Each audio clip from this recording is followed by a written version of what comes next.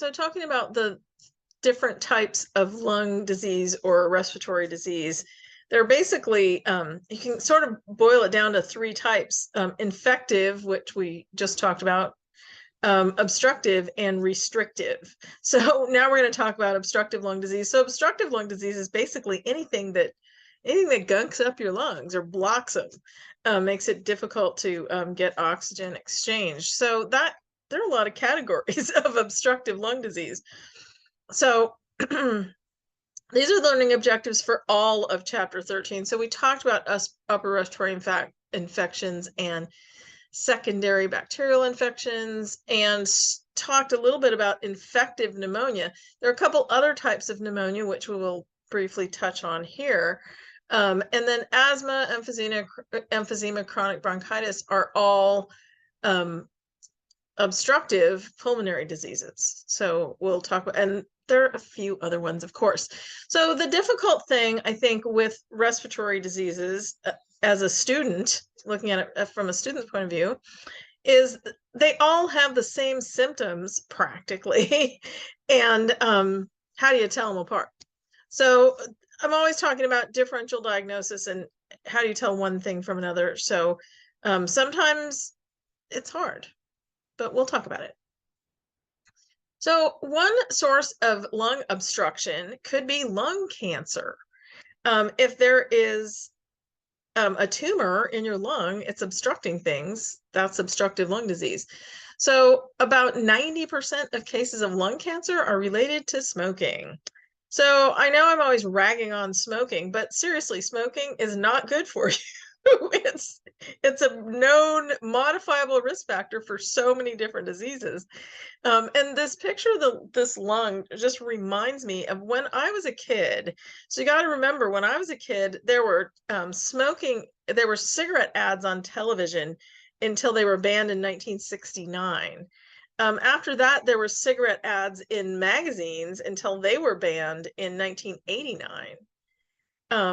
And there was cigarette advertising in sports and motor racing and things like that until not too long ago, before it was banned from sports. So when you're watching Formula One or whatever, in the early 90s, there'd be Marlboro all across cars. So cigarette advertising is not the cause of lung cancer, but it's been pervasive. So when I was a little kid in elementary school, one of my really strong memories is they passed around like a cross section of a healthy lung inside of a little plastic case, and a cross section of a smoker's lung, and it looked like that. It looked like that picture, and that like really made an impression on my tiny developing mind. And so that put, not that I was going to start smoking in the first grade, but okay, so we'll go on with that. Smoking's bad for you.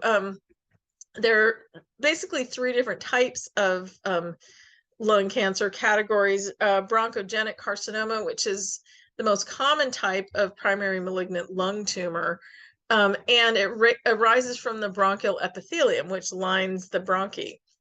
Squamous cell carcinoma, which develops from the epithelial lining of a bronchus, adenocarcinomas, and bronchoalveolar cell carcinomas, which are on the periphery of the lung. So the early signs of lung cancer are persistent productive cough, so you're coughing stuff up. Seeing it on a radiograph, that a lot of times you're getting x-rays for something else and they notice it. Hemoptysis, which is coughing up blood, pleural involvement.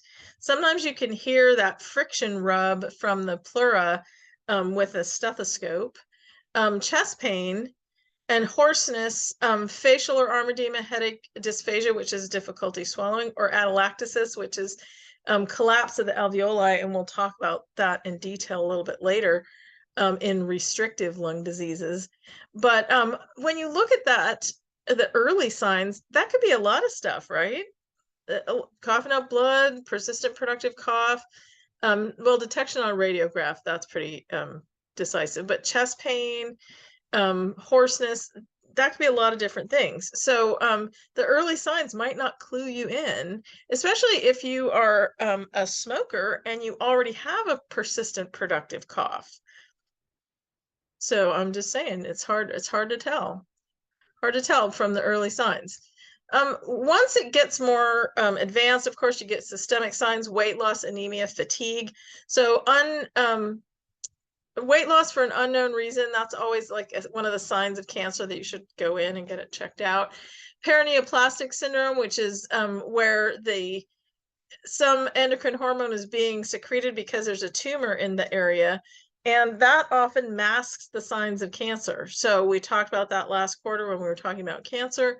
And then metastases. Signs of metastases for lung cancer can be bone pain, cognitive deficits, or motor deficits. So that's a serious cancer there. Another way that you can obstruct your lungs is by aspirating food, fluids, emesis, or other foreign material into the trachea and lungs. It's a common problem in young children because young children explore the world by sticking stuff in their mouths. And if something's small enough to swallow, but big enough to get stuck in your throat, then it could block your respiration. Of course, we all know how to do the Heimlich maneuver, and that's a good thing. So if you lie down when you eat or drink, you could also aspirate fluids because it's harder for your epiglottis to close off the trachea. So you could get an obstruction if the aspirate is a solid object. You could get inflammation and swelling if the aspirate is an irritating liquid. I used to have a roommate when I was in college who would lie on the couch and drink coffee. I don't know how they did it, but there you go. They could have aspirated. Aspirating fluids can predispose you to aspiration pneumonia. So the problem with aspiration pneumonia, we talked about infective pneumonia, where it's caused by a virus or a bacterium. And so you treat the causative agent. With aspiration pneumonia, the causative agent is fluid. You can't treat that, and so you have to treat it symptomatically. It's really difficult. So people that have dysphagia, have difficulty swallowing, can often aspirate fluids, and so sometimes they will have you drink thickened fluids if you can't safely swallow liquids. So to just prevent aspiration pneumonia. So that's on the Big 10 list of things that ultimately might kill you. So don't aspirate your fluids, I guess. All of us have, been breathing and drinking water at the same time and accidentally goes down the wrong tube, and we're coughing. Potential complications of aspiration are aspiration pneumonia, inflammation, and you get inflammation in the lungs from that, and gas diffusion is impaired. So then you get all the symptoms following that. Respiratory distress syndrome can develop if the inflammation in the lungs is widespread. If there are microbes in the aspirate, so say you aspirate some food, and there are microbes in your food, that's potential, or in your water, you could get pulmonary abscesses, which are pockets of infection. You can have systemic effects if the aspirated materials are absorbed into the blood. So if you aspirate chemicals or something, and it can lead to cardiac or respiratory arrest. So aspiration is a serious thing. And so you'll always see, if you work in a SNF or the acute care setting, you'll see where speech therapists are recommending that people sit upright before they eat or drink and tuck their chin so they don't aspirate, because the potential complications are huge. So obstructive sleep apnea is a type of obstruction. It's basically the pharyngeal tissue collapses during sleep, and it leads to repeated and momentary cessation of breathing. Men are often more affected than women. Obesity and aging are common predisposing factors. The treatment is using a continuous positive airway pressure machine, a CPAP machine. So the guy in the picture has one on. There are some oral appliances that reduce the collapse of pharyngeal tissue. So obstructive sleep apnea can lead to things like cardiac hypertrophy because you're deprived of oxygen for a little bit of time, and so your heart is working harder, and So that's a problem. There's another type of sleep apnea that I actually hadn't heard of until fairly recently. It's not obstructive sleep apnea. One of the treatments is, I mean, aging, you can't do anything about that, but obesity, one of the treatments for obstructive sleep apnea is to lose weight, right? And so a lot of people, if they lose weight, then they don't have to use the CPAP anymore. They don't have obstructive sleep apnea anymore. The other type of sleep apnea is called central sleep apnea. And so usually when we're talking about central, we mean central nervous system. So in central sleep apnea, the breathing center in the medulla actually doesn't send out the signal enough when you're sleeping. And so you have those repeated and momentary cessation of breathing. But usually obesity is not a factor. I mean, obesity isn't a factor with central sleep apnea. They don't really know what causes it. And so you could lose all the weight you want or already be thin, and you still have problems with sleep apnea. So someone who has central sleep apnea, they're on a CPAP or sometimes even a BiPAP, which is a slightly different type of device.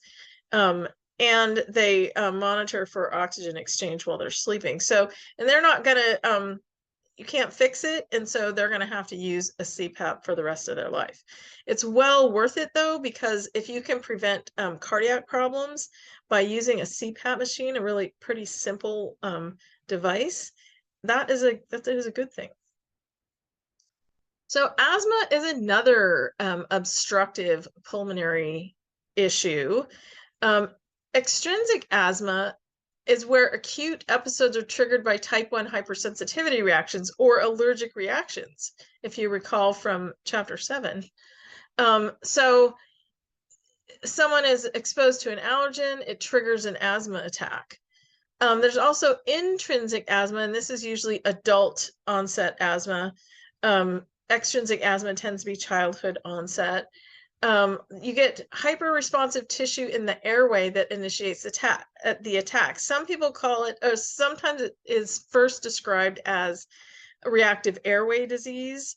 So stimuli for either type of asthma can be respiratory infections, stress, exposure to cold, inhalation of irritants, including things like perfumes and irritants that you might just run into out in the real world, exercise, or drugs. Certain drugs can cause it.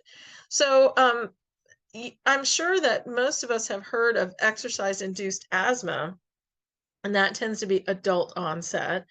And it's usually people don't have it when they're children, and then they develop it later on when they're adults. So the signs and symptoms of asthma, and this is when you're actually having an asthma attack, it's a cough, marked dyspnea, so difficulty breathing, tight feeling in the chest, wheezing, rapid and labored breathing, expulsion of thick or sticky mucus. And the mucus is actually, it's the reaction to the sensitized airway or the allergen. And that is what is clogging up it's obstructing your respiratory system. Tachycardia, of course, because your heart is trying to get more oxygen to the rest of the body. But with asthma, sometimes you get what's called pulsus paradoxus. So the pulse differs on inspiration and expiration. So when you're breathing in, the pulse is higher. When you're breathing out, the pulse is lower. It happens with asthma. It's an interesting phenomenon. So you can take somebody's pulse when they're having an asthma attack and you can detect that. Hypoxia is the other sign or symptom of asthma. Because your airways are obstructed, you can't get enough oxygen in, so you become hypoxic. And of course, that can lead to shock. That's never a good thing. So the complications of asthma is you get into respiratory alkalosis, which is initially caused by hyperventilation. So you're blowing out too much CO2. You're getting rid of your acid, and so you become more alkaline. And then eventually it leads to respiratory acidosis caused by air trapping. So when it's more obstructed, you're not breathing out the CO2. It can lead to severe respiratory distress. Hypoventilation, so not getting in enough oxygen, can lead to hypoxemia and respiratory acidosis again. And remember, respiratory acidosis is just acidosis is one of the things on the top 10 list of things that could kill you. A severe asthma attack could lead to respiratory failure. And the indications of that are decreasing responsiveness and cyanosis. You're blue because you're not getting enough oxygen. Status asthmaticus is considered, it's a persistent severe attack of asthma that does not respond to usual therapy. So the usual therapy, someone with asthma has an inhaler. They'll have a rescue inhaler that they use, and sometimes they have maintenance medications that they take. Status asthmaticus is a medical emergency. It may be fatal because of severe hypoxia and respiratory acidosis. So that's a 911 situation there. They need immediate medical care to prevent dying. The next obstructive disease is chronic obstructive pulmonary disease. So chronic obstructive pulmonary disease, or COPD, is a group of chronic respiratory disorders. So it's not just one thing. Asthma is under the umbrella of COPD. But all chronic obstructive pulmonary disease can cause irreversible and progressive damage to lungs. And it also leads to debilitating conditions that may affect an individual's ability to work. If you can't breathe, you can't work, obviously. It may lead to the development of cor pulmonale, which we'll talk about in a minute, and it may lead to respiratory failure. So you can see the damage to the lungs in this diagram. Like healthy, the alveoli are like little bunches of grapes. They're ready to exchange their oxygen and carbon dioxide. Everything's hunky-dory. In the COPD lung, there's a lot of damaged tissue. You don't have as many alveoli.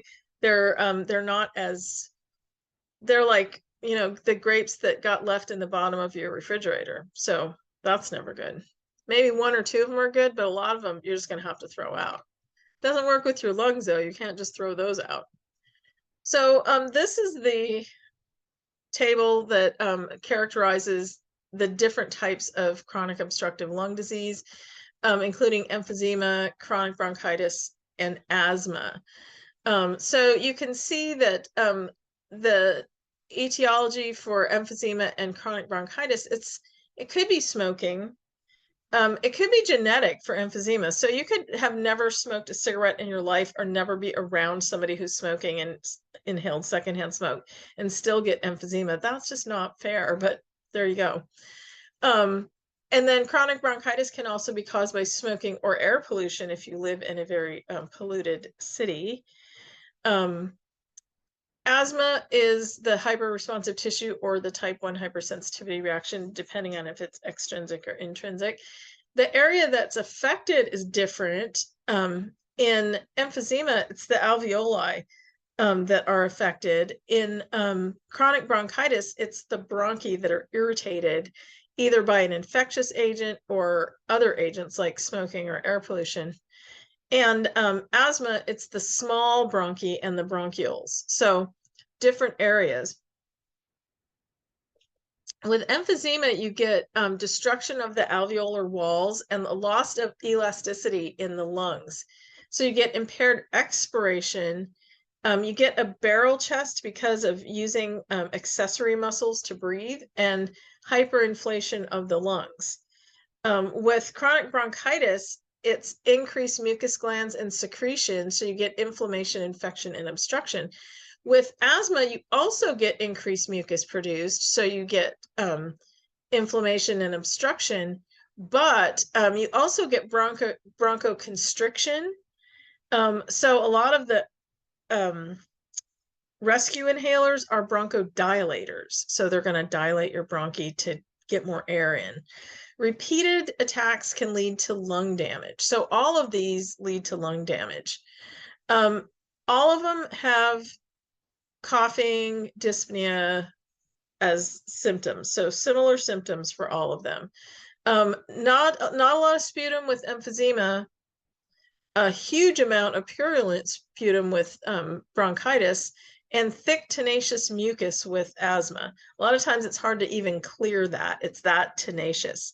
Cystic fibrosis is also characterized by thick, tenacious mucus that's hard to clear. So this summer, when we talk about chest PT, that's one of the procedures that's used to help clear that thick, tenacious mucus. These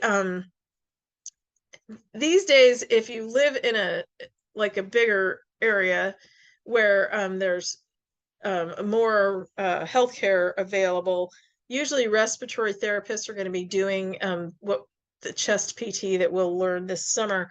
But if you live in small town USA where there aren't as many healthcare services, as a PTA, you might be doing chest PT.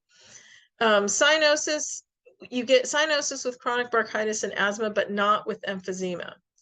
And frequent infections with chronic bronchitis, that's really common. And a lot of times people who have chronic bronchitis, any little infection that comes along is going to trigger it and make it worse. Not some, but not as many with asthma and emphysema in terms of infections. And cor pulmonale is rare with asthma. It's common with chronic bronchitis, and sometimes with late emphysema, you might see that. So the reason that chronic obstructive lung disease causes cor pulmonale is basically right-sided heart failure. So if you think about it, there's obstructions in the lungs, and the right side of the heart is trying to push return the blood into the lungs to get it reoxygenated, sent to the left side of the heart, and then sent out to the body. The right side of the heart is working extra hard, so you end up with that right-sided heart failure because there's obstruction in the lungs. So hopefully that makes sense. So with emphysema, you get the destruction of alveolar walls, and so it leads to large, permanently inflated alveolar air spaces. So you can see there's not as much surface area for oxygen exchange. That's a problem, right? So usually the type of emphysema is classified by the specific location of the changes. Genetic deficiency or genetic tendency can contribute. Cigarette smoking can contribute. Pathogenic bacteria can contribute. So it's basically a loss of surface area in the alveoli, if you want to think of it that way. Chronic bronchitis is inflammation and obstruction and repeated infection with chronic coughing twice for 3 months or longer in 2 years. So if you live in Victorian England, sorry, or an urban industrial area, or you have a history of cigarette smoking, that can be it. But the mucosa of the bronchi is basically inflamed and swollen. You get hypertrophy and hyperplasia of the mucus glands, so now they're producing more mucus to get that gunk out of there, is really what they're trying to do. Doesn't work, but you also get fibrosis and thickening of the bronchial wall, so it's not as elastic as it needs to be to dilate and constrict like it needs to do. You get low oxygen levels, sometimes severe dyspnea and fatigue, and pulmonary hypertension, and potentially cor pulmonale, which is that right-sided heart failure.